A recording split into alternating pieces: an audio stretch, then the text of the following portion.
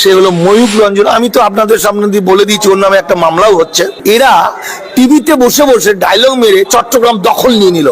পেঁয়াজ ও আলু আমদানি করতে একক উৎস ভারতের উপর নির্ভর না করে বিকল্প খুঁজছে বাংলাদেশ। এ কারণে ভারত জুড়ে কৃষকদের মধ্যে অসন্তোষ চরম আকার ধারণ করেছে। ভারতের পশ্চিমবঙ্গ এবং মহারাষ্ট্র সহ বিভিন্ন রাজ্যের কৃষকরা তাদের উৎপাদিত পণ্যের ন্যায্য মূল্য না পাওয়ার ক্ষোভ প্রকাশ করছেন। এর আগে দিনাজপুরের হিলি স্থলবন্দর দিয়ে বাংলাদেশে আলু রপ্তানি বন্ধ করে দিয়েছে ভারতের পশ্চিমবঙ্গ সরকার। রাজ্যে অভ্যন্তরীণ সংকটে দাম বৃদ্ধির কারণ দেখিয়ে 2 ডিসেম্বর থেকে এই সিদ্ধান্ত কার্যকর করে। ভারতীয় কৃষকরা দাবি করছেন রফতানি বন্ধের কারণে তাদের উৎপাদিত পেঁয়াজ মাত্র 2.5 থেকে 3 টাকা প্রতি কেজি দরে বিক্রি করতে বাধ্য হচ্ছেন। 2.5 টাকা 3 টাকা করে তারা ফসলের দাম পাচ্ছে। এই দামে উৎপাদন খরচও তুলতে পারছেন না তারা। বিক্ষুব্ধ কৃষকরা রাস্তায় পেঁয়াজ ও আলু ফেলে প্রতিবাদ করছেন। তাদের দাবি এই পণ্য শুভেন্দু অধিকারী এবং রিপাবলিক বাংলা টিভির ময়ূখ রঞ্জনকেই কিনতে হবে, কারণ তারাই এই সমস্যার জন্য দায়ী।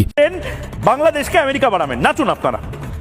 18 কোটি মানুষকে পথে বসাবে মোহাম্মদ ইউনূস। অন্যদিকে বাংলাদেশ মোটামুটি স্বস্তিতে রয়েছে। বাংলাদেশ সরকার জানিয়ে দিয়েছেন পেঁয়াজ ও আলু আমদানি করতে একক উৎস ভারতের উপর নির্ভর না করে বিকল্প খুঁজছে বাংলাদেশ। বাংলাদেশ এখন পাকিস্তান ও চীন থেকে পণ্য আমদানি করছে।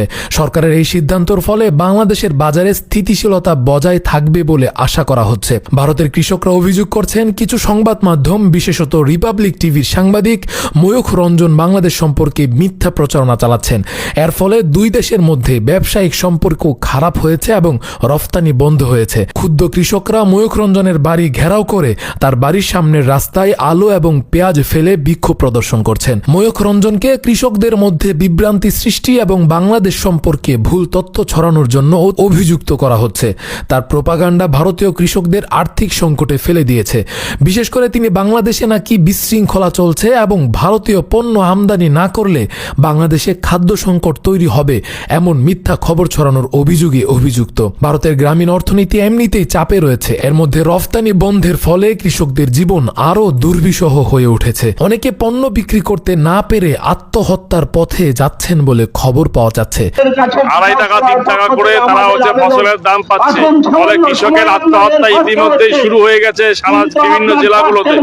বিশেষজ্ঞরা বলছেন কৃষকদের হতাশার জন্য সরকারের নীতিগত ব্যর্থতা এবং কিছু